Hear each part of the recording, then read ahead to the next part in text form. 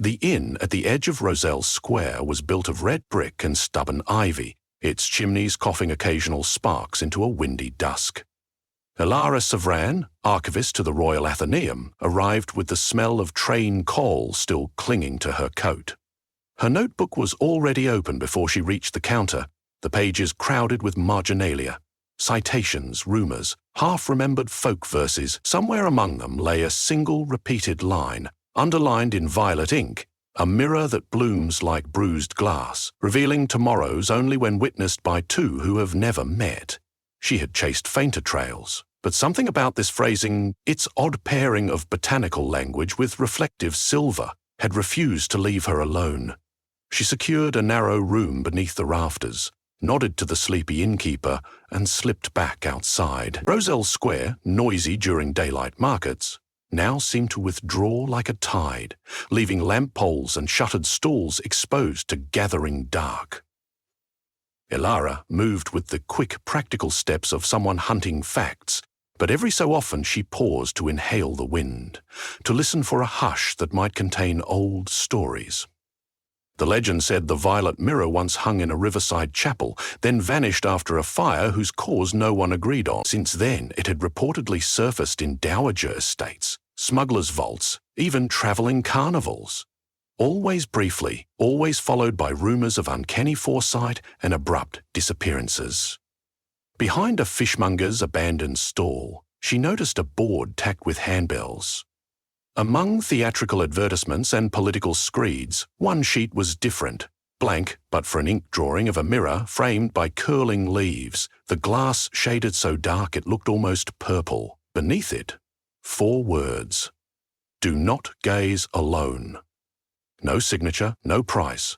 The edges were newly torn. Someone had tried to rip it down and stopped halfway.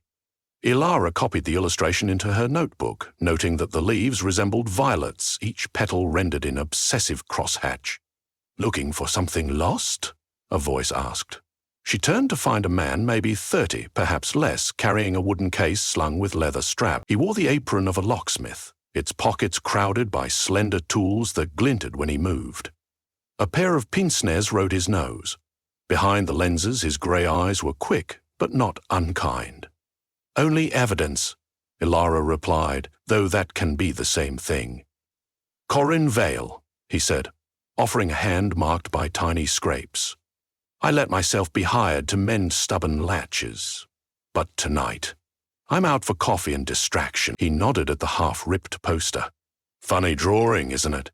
Familiar one if you collect rumours."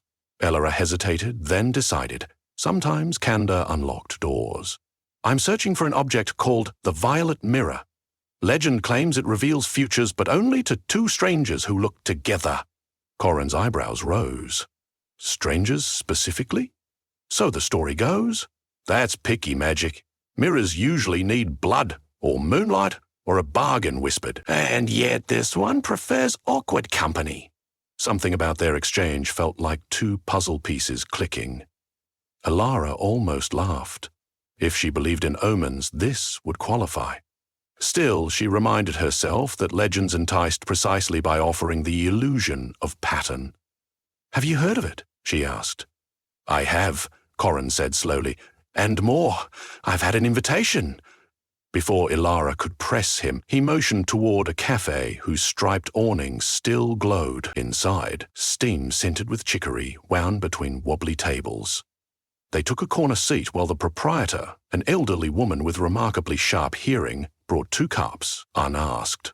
Corinne traced the rim of his saucer, then placed on the table a folded card. It bore the same violet ink drawing of the mirror, but here an address was written beneath. "Cellar, Westgate Glassworks, midnight." "I found this slipped under my boarding house door," he said. "How would sending Cephalorus get us boarding house?" "No senders, Mark. The appointment is tonight." Ilara's pulse ticked faster. "Then you've been chosen." "I pick locks, not destinies," Corinne replied, but his half-smile betrayed intrigue. He studied her ruefully. "And you? Seeking the mirror for scholarship?" "In part," Ilara admitted. "Also because lately I keep waking at dawn certain I'm missing a turning in my life. Truth told, I hoped the mirror might Redirect the compass. Corin lifted his cup. 2 new bearings, then. Their cups clinked, a modest ceremony among strangers who might soon share a future preview. When they left the cafe, cloud tatters veiled the moon. Westgate Glassworks crouched beyond the riverfront warehouses, its roof an uneven sawtooth. Smoke no longer poured from its chimneys. Production had halted months ago after a worker strike, but rumors said furnaces deep underground still glowed, tended by unknown hands. Midnight found them at an iron door half devoured by rust. Corin knelt, unfolded tools, and within seconds coaxed the bolt aside with a sigh. Beyond stretched a corridor lit only by the twin flames of their lanterns. The air smelled of mineral dust and something sweeter. Lavender? No, violet, Alara realized. A subtle floral note, oddly cold. They descended iron stairs until the hall opened into a cavernous cellar. Rows of shattered panes lay stacked like fallen ice. At the room's far end stood a draped rectangle, taller than either of them. Beside it a woman waited, wearing a cloak the color of dried heather. Her hair, silver under candle glow, framed a face lined not by age, but by decisions. "Welcome," she said, voice carrying the assurance of someone used to being obeyed. "I am Portia Lear. My patrons safeguard artifacts that governments might misuse. Tonight, by strict rota, the violet mirror is awake. 2 volunteers are required." Her gaze swept over them. Volunteers, but not skeptics. Alara felt Corin shift. "What does the mirror demand?" he asked. "No blood," Portia answered. "Merely your simultaneous reflection. But understand, it shows what will come to pass unless one of you acts deliberately to sever that outcome." "Change requires sacrifice," Alara murmured, recalling a lecture hall echo. Portia nodded. "And knowledge carries debt. If you look, you agree to pay, though neither I nor anyone else can guess what coin will be asked." Alara and Corin exchanged a glance that flickered between eagerness and caution. They were still strangers, she thought, enough to satisfy the mirror, surely. Yet in the short hours since meeting, she felt she could outline his humor, his understated bravery. Was that already too much familiarity? Portia drew away the drape. The frame was wrought iron, braided with vines, and the glass was indeed tinted a soft violet, like twilight captured and flattened. It reflected no flame, no face, only a blank void with the faintest swirling. Ilara's breath clouded, as though the surface drew heat from the room. Portia gestured. "Stand close. Touching is unwise. When the image arrives, do not look away until it stabilizes." They stepped in front of the mirror, shoulders almost brushing. For a heartbeat, Ilara saw only herself, faintly colored. But then her image split, scattering into threads of light that wove themselves into a panorama. The cellar melted from view, replaced by a coastal cliff beneath storm clouds. She stood on that cliff in a long scholar's coat, stiff with sea spray. Corin, wind-whipped beside her, held not tools, but a coiled rope, knotted to a harness. Before them, a lighthouse canted at a dangerous angle, its lantern housing fractured. Below, waves crashed over jagged rock where wreckage already floated. Boards, barrels, a torn pennant marked with a royal seal. Ilara's viewpoint blurred, shifting closer to the lighthouse balcony. Flames licked at shattered railings. Inside, a figure in uniform lay pinned under debris, hand flailing weakly. A single spark leapt towards spilled oil. The vision sharpened once more. Ilara and Corin working in tandem. He anchoring the rope, she descending into smoke. Another jump. The uniformed victim pulled free, carried to safety moments before the blaze consumed the tower. Then an image of newspapers. Archivist and locksmith foil sabotage, rescue emissary. Subheading: Crown avoids war with Eastern League. Faces in crowds wept and cheered. Abruptly the mirror darkened, leaving only the echo of surf and flame ringing in Ilara's ears. She staggered, steadied by Corin's hand gripping her elbow. He looked equally shaken, but his eyes were bright. "A war averted," he breathed. Because we happen upon a lighthouse? Because we act, Ilara corrected. Portia stepped forward. What did you see? Ilara described it in clipped detail. When she finished, Portia folded her hands. We have no lighthouse crisis on record. Yet the mirror rarely lies. It reveals convergences, probable but fragile. Tomorrow morning may set this chain in motion, or months hence. Now, will you choose to fulfill it? Why wouldn't we? Corin asked. Portia tilted her head. Because the future is never monolithic. That rescue may cost something unseen. Perhaps another catastrophe arises because you were absent from a different place. Or perhaps the emissary saved will later decree hardships. The mirror offers vantage, not verdict. Ilara felt her mind race. The legend had always ended at revelation. It did not recount the burden of choice. She imagined being inside that lighthouse, inhaling smoke, feeling molten glass crackle. Could she face that ordeal? Could Corin? We need information, Ilara said at last. Which lighthouse? Whose emissary? When? I can guide you only partially, Portia replied. The uniform you described, dark green with brass sunburst, belongs to Baron Agwit's diplomatic corps. They are due to arrive at Brackenfell Harbour within days to negotiate shipping tariffs. Brackenfell's lighthouse is infamous for its corroded supports. She paused. But interventions often resist planning. You may find events twist to test improvisation, Corin exhaled. Then we travel at dawn. Ilara nodded, but a thought snared her. What is the debt? She asked Portia. You spoke of coin owed. A question each pair must answer alone, Portia said, eyes unreadable. Sometimes the price is trivial. Sometimes it is everything. The mirror only bargains once payment is inevitable. Outside, night had cooled to a thin chill. They walked back toward the inn, silence stretching. Then Corin spoke. Do we remain strangers still? Ilara glanced up. Lamplight gilded his profile. Perhaps strangers enough for the mirror, but not for ourselves. I suppose history's first line will call us companions, he mused. Provided we succeed. They parted to pack. Ilara's room smelled of parchment and soap. She catalogued supplies. Field journal, waterproof ink, folded maps, a silver whistle from her mentor. But as she closed her satchel, a small square of violet glass lay atop her coat, no note attached. She touched it. Cold pulsed through her glove. The debt, she wondered? Or a keepsake? She wrapped it in cloth, unsettled. Morning wind carried gull cries, even this far inland, as if hurrying them seaward. At the station, they boarded a rattling locomotive toward Brackenfell, sharing a compartment with crates of salt cod. During the journey, they compared memories of the vision, sketching the lighthouse's warped stairs, the angle of its lantern room, the battered railing. Corin repeatedly practiced knotting and unknotting the rescue harness with twine. By afternoon, the train coasted into Brackenfell, a harbour town whose slate roofs shone wet beneath intermittent drizzle. The lighthouse speared the horizon, visibly listing. Stevedores pointed them to the harbour master, a stout woman named Paris, who sniffed on hearing their request for entry. Inspection crews already condemn that heap, she said. We keep the flame lit at night only because the replacement tower's still months off. Real work gets done remote with mirrors and lenses.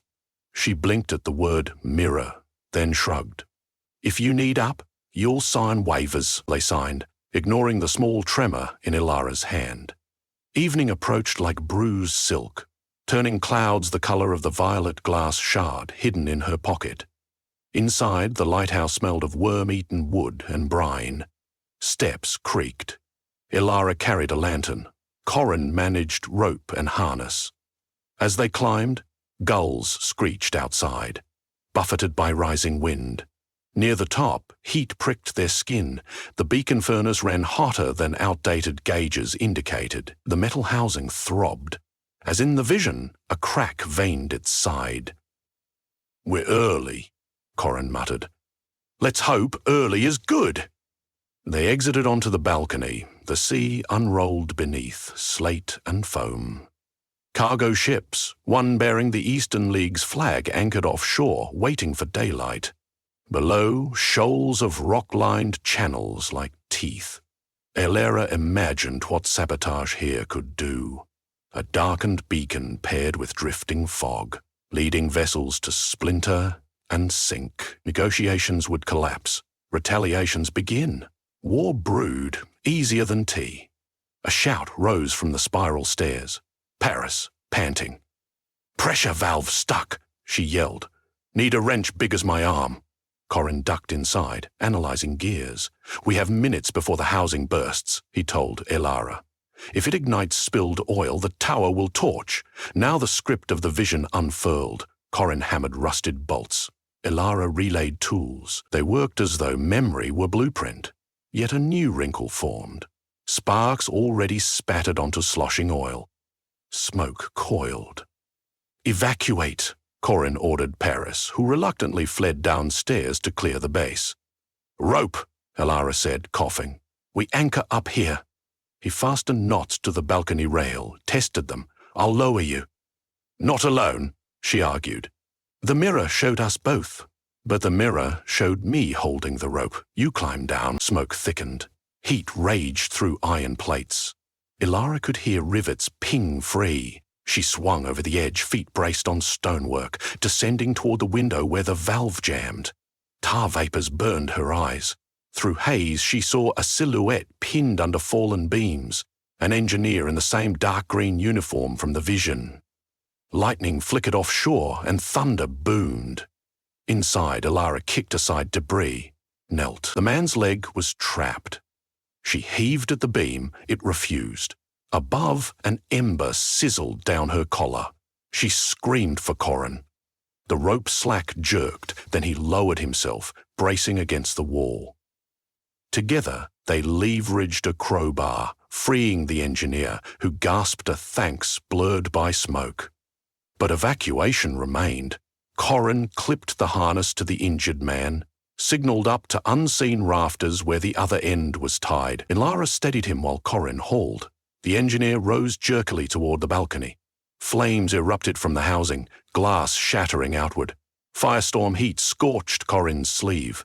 Part of the stairs collapsed, taking the rope anchor with it. Above, the engineer reached safety, but the line slashed free, leaving Elara and Corin isolated on half a landing, surrounded by fire. "Window!" Corin shouted. He smashed a pane with his boot. Wind rushed, curling flames backward, but also threatening to suck them out. Below was open drop to rocks. "In the vision we lived," Ella reminded him, voice raw. "And visions bend," Corin answered. He looked at her intensely. "Hold on." He lashed the remaining rope to a metal strut, not yet aflame, made a makeshift belay. Elara climbed through the window frame, feet finding niches. Corin followed while flames howled inside. They descended the exterior wall, swinging toward a maintenance ladder. Rain began, sizzling where it met fire heat. Moments later, a dull boom vibrated the tower. They dangled as bricks clattered. But the structure held wounded, not slain. They reached ground, soaked and shaking. Harbour crews rushed, dousing the upper blaze with hoses. Paris hustled the rescued engineer toward medics. The man turned back, saluting them weakly. "You saved not just me," he croaked. "My documents carry proposals to cut tariffs in half." Elara imagined pages signed, ships free of blockades, markets intertwining instead of armies. She shared a glance with Corin, and laughter bubbled through soot. Dawn spread rose and amber across clouds. They stood at the seawall, watching the sun crown distant waves. Strangers no longer, Elara thought. The mirror's condition had expired.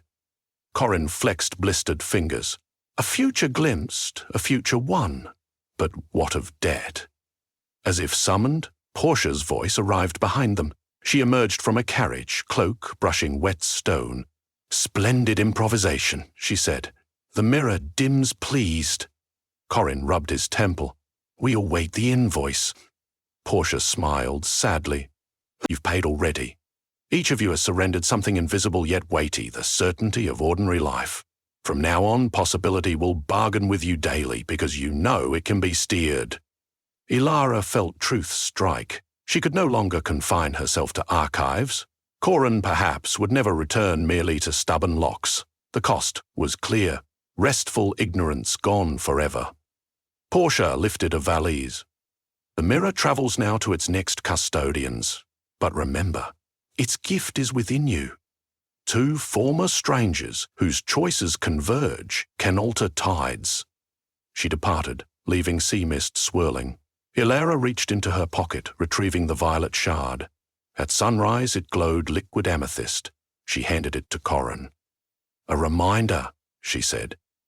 He closed her fingers over it instead. Keep it. You're the chronicler. He gestured towards ships raising anchor. Shall we chronicle onward? Ilara smiled, horizon mirrored in her eyes. Together, though strangers to what comes next. They turned inland, walking side by side toward whatever yet unwritten chapter waited, certain only that they would meet it reflected in each other's company.